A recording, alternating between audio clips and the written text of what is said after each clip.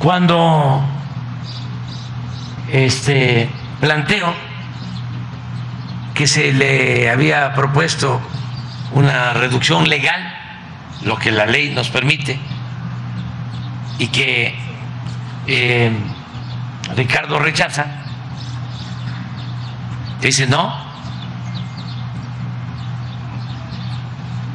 sostiene que no debe nada. Entonces, un periodista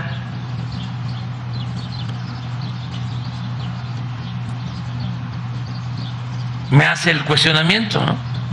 ¿Cómo es que le va a descontar a su amigo Ricardo Salinas? Y hacen una investigación y aparece que con la suma de todos es Álvaro Delgado, ¿no? Sale como 60 y... Pero él no sacaba eso. 67,000, exactamente. 67,000. Entonces viene a la conferencia y dice, son 67.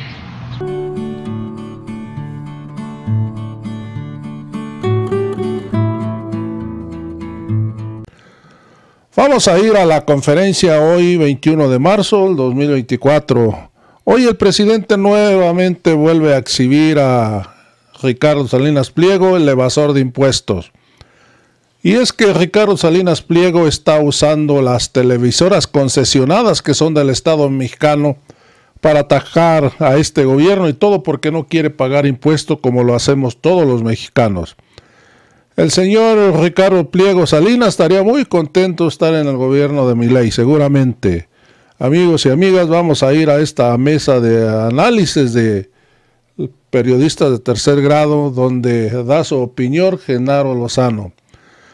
Y lo que dicen, lo que está haciendo Ricardo Salinas Pliego al usar una concesión del Estado mexicano, una televisión azteca, que es una concesión pública, dice Genaro Lozano, a mí me parece que él está extorsionando al Estado mexicano. Lo mejor es la cara de cómo sufre Sarmiento al no poder defender a su patrón. Y hay que recordar que Sergio Sarmiento trabaja para Televisión Azteca.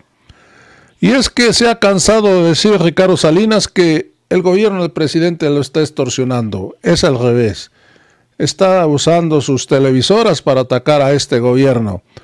Estaba muy contento con los gobiernos neoliberales. Hay que recordar que cuando nos aplicaron el Fobapro a una deuda de los ricos, que se le aplicaron al pueblo de México, que hoy estamos pagando, ellos inventaron el chupacabras. Hoy hay que recordar también que cuando lo de los textos, de los libros de texto gratuito, y Salinas Pliego ya no le dieron la chamba porque tiene imprentas, salió a decir que esos libros estaban infectados de comunismo.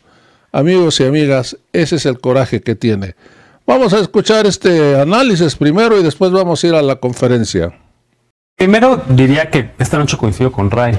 Yo creo que es más que un asunto personal entre el presidente López Obrador y el empresario, el millonario, es un asunto de Estado. A mí sí me parece que lo que está haciendo Ricardo Salinas Pliego al usar una concesión del Estado mexicano, una televisión que es una concesión pública del Estado mexicano, para extorsionar. A mí me parece que él está extorsionando al Estado mexicano al utilizar sus plataformas para hablar sobre su campo de golf, para mencionar que no va a pagar este dinero, para decirle que le parece injusto, y utilizar además también temas políticos, digamos que la violencia en el país, que los temas de inseguridad, etcétera. A mí me parece una especie de extorsión, y creo que eso es uno de los puntos que habría que preguntarnos por qué está utilizando esta estrategia política. Si solamente es un tema económico, si solamente es el tema que no quiere pagar este dinero porque no lo tiene, o si está también queriendo tener algún tipo de intención. ¿Cuál ha sido la relación de Ricardo Salinas Pliego con este gobierno? Al principio era una relación muy cercana, al principio un gobierno, él y el presidente López Obrador se decían amigos, al principio Ricardo Salinas Pliego utilizaba también algunas de sus empresas para, por ejemplo, el pago de las pensiones a los adultos mayores. Banco Azteca perdió ese negocio y ahora también se está quejando y ahora extrañamente acusa al gobierno de México de corrupción. Al único banco que se le quitaron. Bueno, está acusando al gobierno de México de corrupción por un negocio que perdió en ese sentido. Entonces, no sé si hay una intención política o no.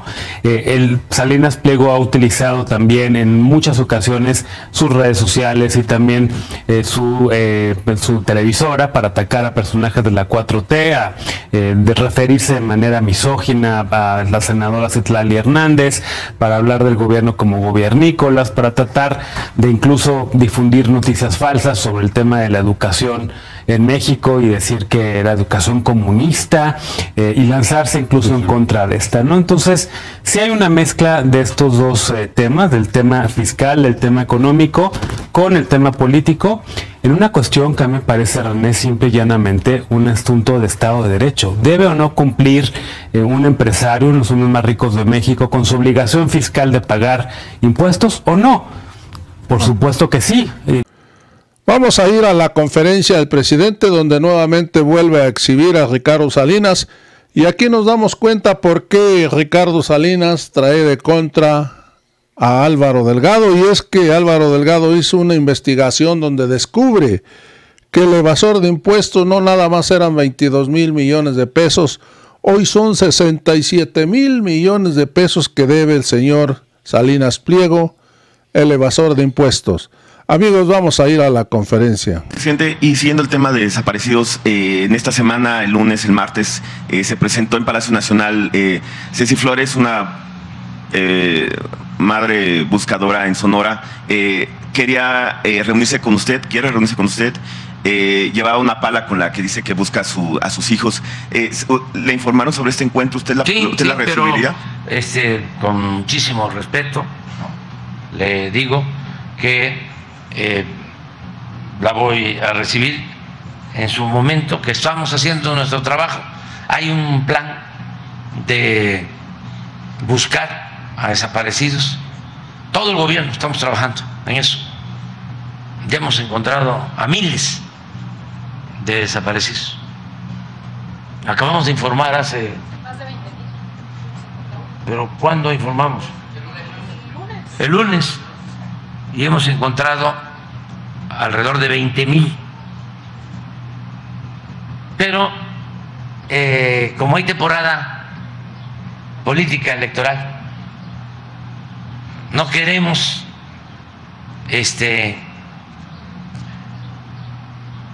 pues ni tocar el tema ni que nos usen,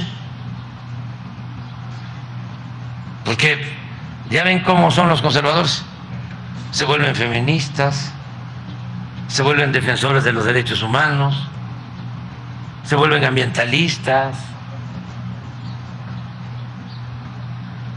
de acuerdo a lo que les conviene, ¿no? Todo el mundo sabe que tenemos con ellos diferencias, porque son dos proyectos de nación distintos y contrapuestos. Se habla de guerra sucia en contra de nosotros. No solo se habla, ojalá y se quedaran en la teoría, sino llevan a la práctica la guerra sucia. Tienen el control más que nunca de los medios de información, que son en su mayoría medios de manipulación, como el Universal, con todo respeto.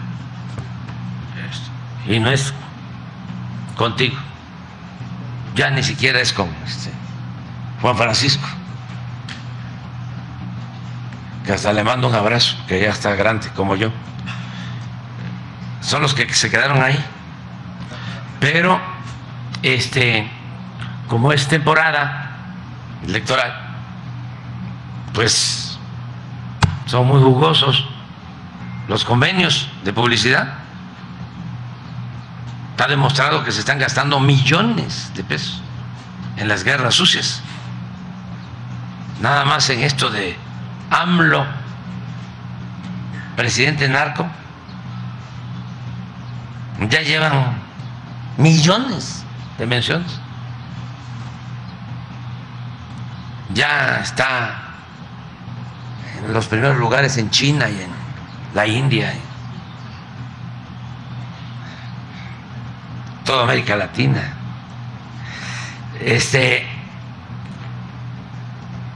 Entonces, pues por eso, por lo que me preguntas de la señora, no sé si fue ella la que estuvo en España con el rey, porque hubo una señora buscadora que fue premiada. Ella, porque van a acusarme allá con el rey de España. Con el único que no me van a acusar es con el Papa Francisco Jorge. O a lo mejor van, pero no les hace caso al Papa Francisco, porque es al dirigente político religioso que más admiro, porque es consecuente, porque está a favor de los pobres, no está a favor de los potentados. Porque hay dirigentes políticos y religiosos que en vez de estar a favor del humilde, del pobre, están con los de arriba. Y es un doble discurso, una doble moral, que en esencia eso se llama hipocresía. Pero el Papa Francisco sí es un hombre consecuente. El rey de España recibe a todos los que van a quejarse. Recibió o habló con el presidente de la Coparmex, que es una organización supuestamente de empresarios, pero está vinculada a un partido político, que como no puedo decir cuál, porque si no me castigan, me censuran, pero no hay buena relación con el rey de España. ¿Por qué? Por dos razones. Una, que antes las empresas españolas, no todas, pero algunas, hacían lo que querían en México.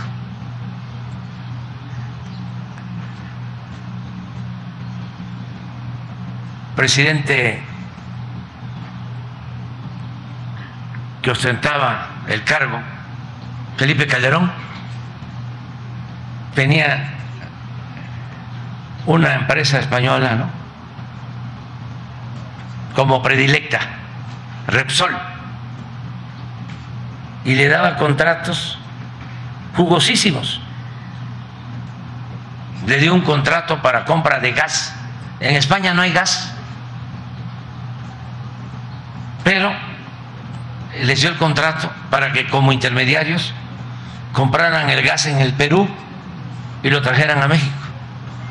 Un contrato de 26,000 millones de dólares, sin licitar.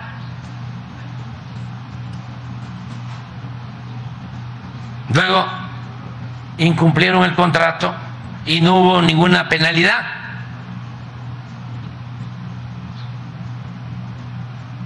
A esa misma empresa española, Repsol, le vendieron acciones que Pemex tenía en Repsol a precios bajos, es decir, a una cantidad menor de lo que valían las acciones de Pemex durante el gobierno de Calderón. Luego le dieron un contrato a Repsol porque supuestamente iban a sacar más gas del que sacaba Pemex en la cuenca de Burgos, allá en Tamaulipas. Se llevaron muchísimo dinero, no sacaron más gas y abusaron. Buen negocio para Repsol, mal negocio para la hacienda pública. Ese era Repsol. Otra empresa sí también preferida, española de Calderón, Iberdrola, al grado de que cuando termina Calderón de usurpar la presidencia, se lo llevan a trabajar a Repsol como miembro del Consejo de Administración de Repsol, al que había desempeñado el cargo de presidente de México, lo convierten en su empleado. Con Eliseo Peña lo mismo, otra empresa, OHL, todas las autopistas del Estado de México concesionadas a OHL. ¿Dónde están viviendo ahora? Con todo respeto, el licenciado Peña, Calderón,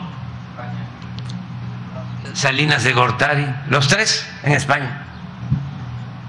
Entonces, al rey de España, pues eso no le gusta, porque ya no hay ninguna empresa consentida.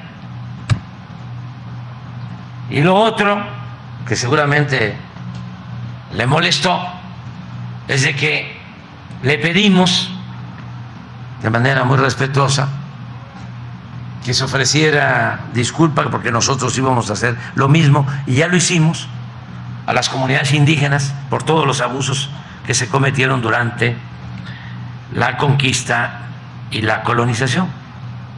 Y en vez de actuar con humildad, se inconformaron, mandaron a sus voceros a atacarnos. Entonces, como hay pausa, no están rotas las relaciones, porque además quiero aclarar, nosotros le tenemos pues mucho respeto al pueblo español, y una cosa es el gobierno de España y su monarquía, y otra cosa es el pueblo de España. Entonces, si me dicen que la señora, ¿sí fue ella? No, ya fue la otra señora. Fue el grupo de Jalisco, ella fue a Washington, ese sí fue a Washington, a Washington, en la Casa Blanca. Sí, pero de todas maneras vamos a recibir, nada más que pase, ya faltan 2 meses, ya falta poco, porque ahora todo, si vemos tu periódico, no lo he visto, pero no lo pones, estoy seguro pues que todo es política electoral y todo en contra de nosotros.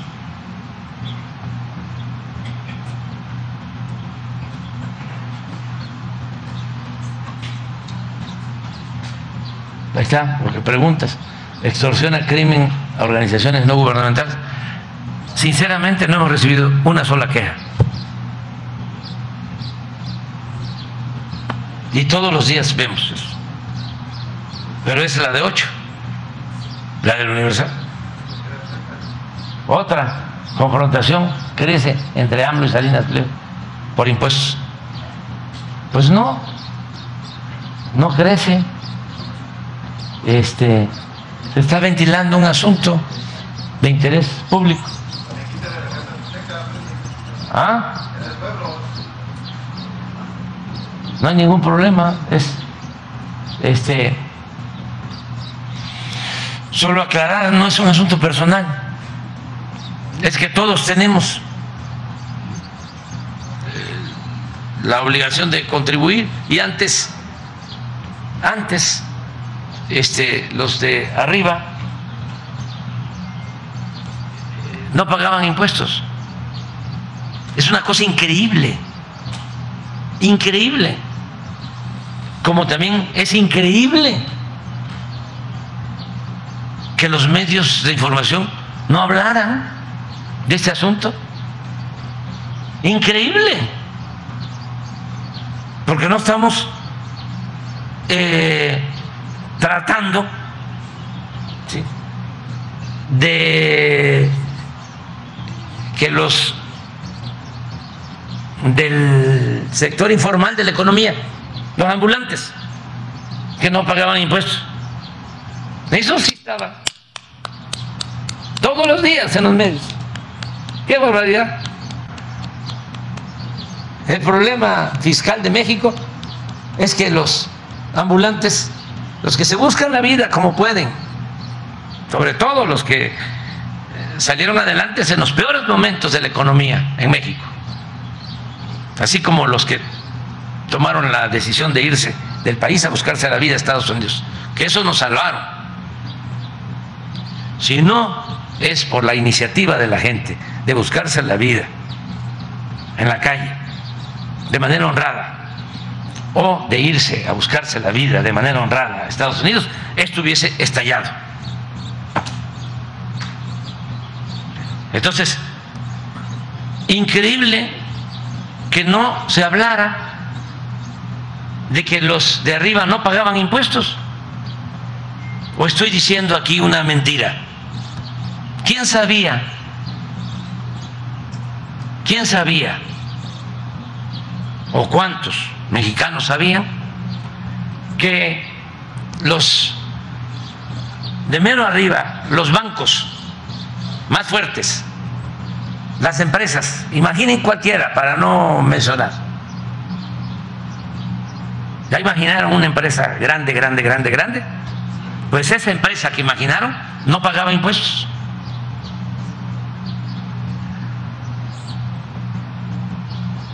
Entonces, una gran injusticia. Entonces, como se está corrigiendo esto, pues se presentan estos casos. Yo les voy, ayer me acordaba, porque hay muchas cosas ya por el post-COVID y por la edad, ya ven que dicen que ya estoy chocheando, y que soy, dicen mis adversarios, ¿no?, viejo guango. Sí. Viejo, sí, guango, ¿no?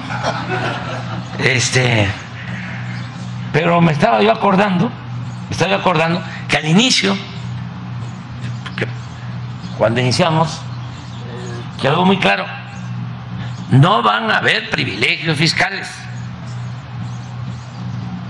Siempre ha sido nuestra lucha. Eso es corrupción. No van a haber privilegios fiscales. Siempre. Lo tengo escrito en varios libros. Y recuerdo que, no sé si la licenciada Olga o Adán o Raquel, que era del SAT, me informaron de que dos periodistas, los voy a mencionar,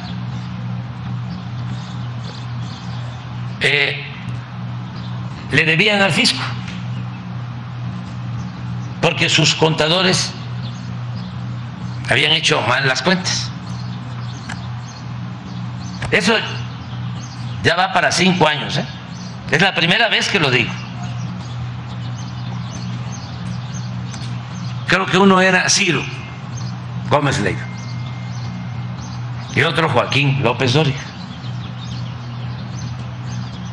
Puede ser que me equivoque yo en alguno, pero también era otra persona famosa de los medios. Y les dije, con toda discreción, vayan a ver y díganles de que sus contadores les hicieron mal las cuentas y que deben de ponerse al corriente, que si se ponen al corriente no hay ningún problema. Y los dos respondieron de manera positiva. Ya está, nos mandaron a agradecer el gesto. Hasta ahora los estoy diciendo, no era tanto el dinero, pero sí era evidente de que tenían una deuda pendiente. Entonces, no es un pleito personal, es que nosotros decidimos no permitir los privilegios fiscales. Incluso por eso se modificó, se reformó el artículo 28 y están prohibidas las condonaciones de impuestos. Esa era una facultad que tenía el presidente.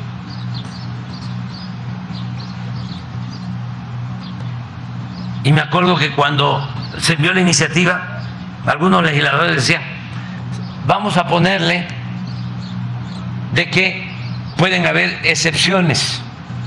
Y dije, no, ninguna excepción. Se prohíbe la condonación de impuestos, porque por encima de la autoridad presidencial está la Constitución. Y así quedó establecido. Entonces no es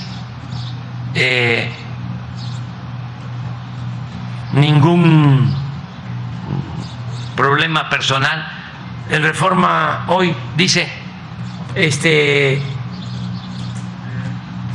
también se lo vamos a aclarar al Reforma.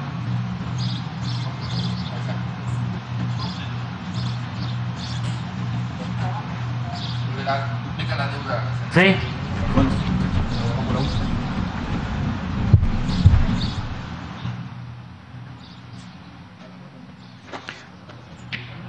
Tras crítica,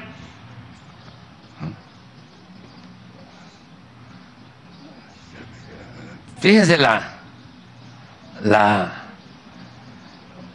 mala fe del Reforma, ¿no? Como criticó Ricardo Salinas, ¿no? Eso es lo que estás diciendo. Le duplicamos la deuda.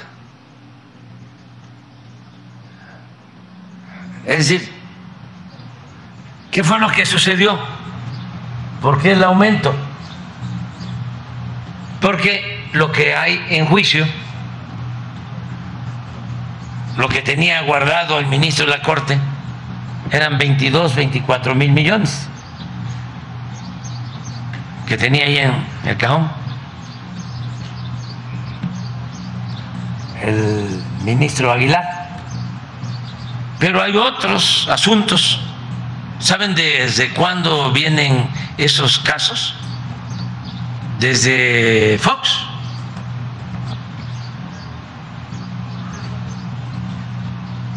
Entonces, cuando se quiere llegar a un arreglo por esos 22, por lo que tenía en el cajón guardado el ministro Aguilar, ya llevaba 8 meses ahí.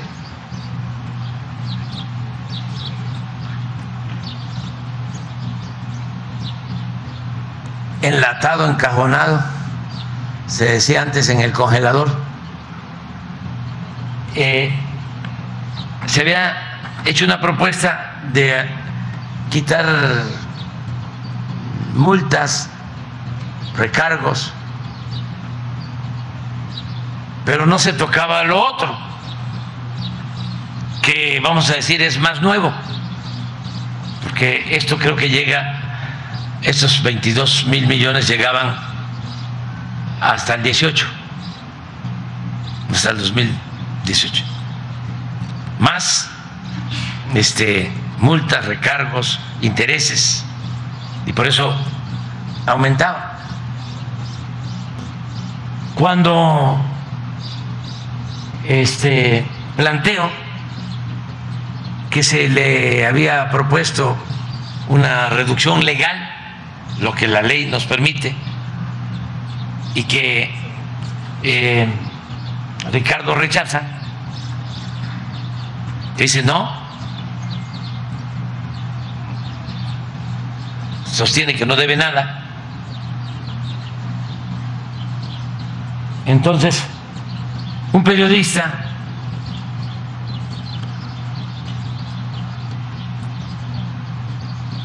me hace el cuestionamiento, ¿no? ¿Cómo es que le va a descontar a su amigo Ricardo Salinas? Y hacen una investigación y aparece que con la suma de todos es Álvaro Delgado, ¿no? Sale como 60 pero él no sacaba eso. 67,000, exactamente. 67,000. Entonces viene a la conferencia y dice, son 67. Entonces le pedimos a los técnicos, a los abogados, a los fiscalistas de la Fiscalía, de la Procuraduría Fiscal y del SAT, que nos dijeran pues cuánto era todo, y ya salen los 60 y 3,000, que eso es, pero no quiere decir que eso ya sea cosa juzgada. Todo esto está, o la mayor parte de estos juicios están en el Poder Judicial, y si los nuevos no se acreditan o no hay acuerdo, pues pasan también al Poder Judicial. Pero la jiribilla de Reforma es, como crítico, ahí va el doble. Pues no es así, no es de esa manera. Y eso de que AMLO pide pruebas de corrupción, es que Ricardo dice que el gobierno es corrupto. Entonces, el que acusa tiene que probar. A ver, ¿dónde está su acusación y su prueba? Porque nosotros no permitimos la corrupción de nadie.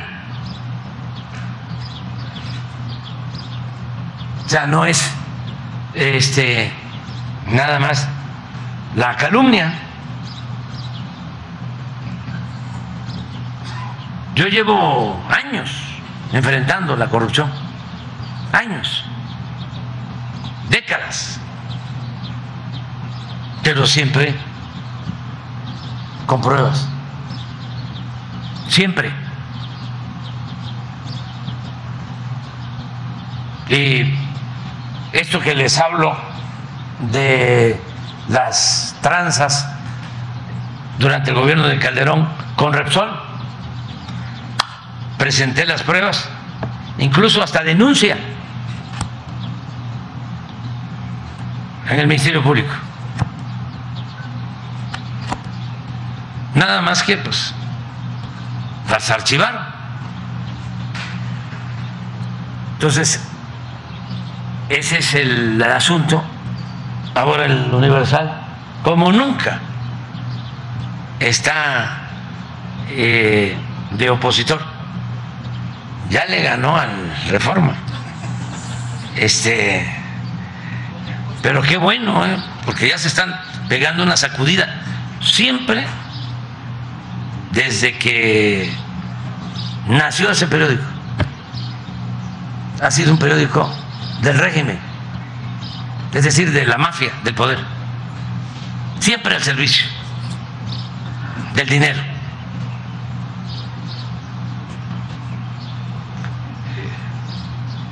Que yo recuerde, en la etapa posrevolucionaria, fue hasta mi paisano Palavicini, director, fundador,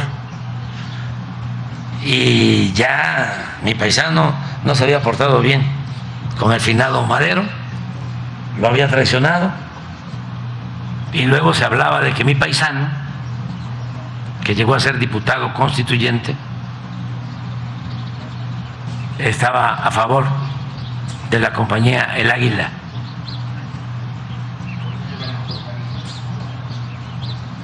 Sí, tú me estás haciendo recordar cosas. El Águila era la empresa petrolera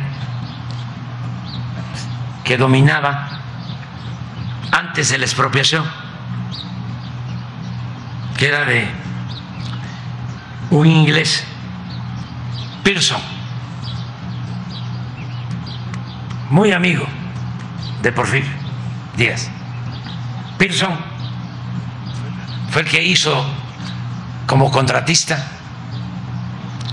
el puerto de Salina Cruz y el puerto de Coatzacoalcos y el puerto de Veracruz en la época de Porfirio Díaz. Pearson hizo el ferrocarril del Istmo. Pearson recibió miles de hectáreas en concesión para la explotación del petróleo. Creó la empresa El Águila, la primera refinería de Minatitlán, Pearson, y tenía el periódico a su servicio, El Universal. Y lo que dice Jesús, que es cierto, es que todavía El Universal trae el águila de la compañía El Águila. ¿Por qué no lo pones? Porque si no, allá está el águila.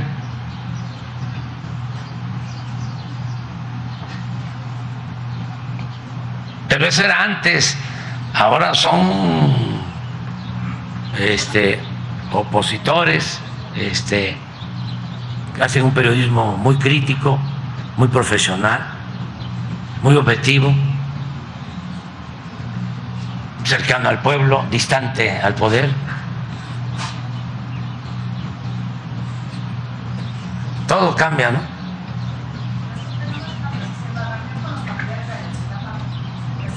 ¿De la elección o también sería después? Pues vamos viendo, vamos. Esa sí puede ser antes. Sí, vamos viendo. Lo que no quiero es que en estos días que faltan para la elección se use ninguna de estas situaciones lamentables. Esto no quiere decir que no estamos trabajando. Estamos trabajando todos los días. Pero imagínense, ¿no?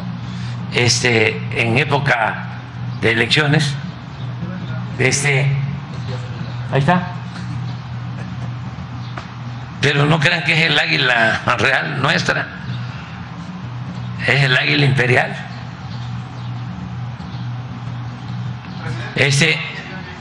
Entonces es eso. Sí, bien del New York Times, ¿no? El Washington Post, desde luego control remoto de Radio Fórmula. A la salida de la reunión con la mamá y los papás de los jóvenes de Ayotzinapa, el Universal, el Reforma, Proceso, Carmen Aristegui, todos. Entonces, estamos trabajando porque la verdad esa es la enajenación principal en nuestros tiempos. Es el amarillismo, el sensacionalismo. Así tienen los premios. El más premiado del mundo es el que vino aquí a calumniarme, un reverendo calumniador. Es el más premiado de los periodistas del mundo.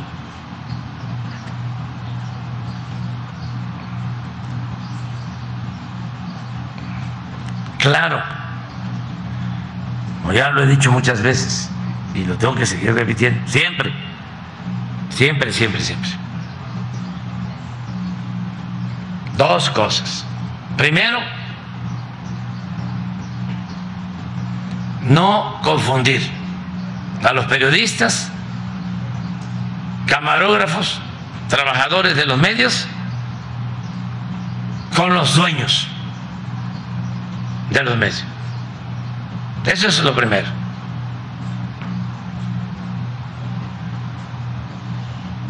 Porque ¿qué tienen que ver los dueños con un periodista? Primero,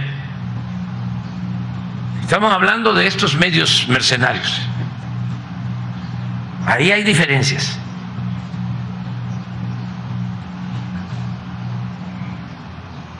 Y lo otro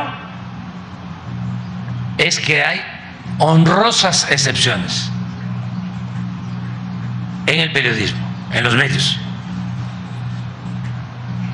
Pocos, pero mejores. No se puede generalizar.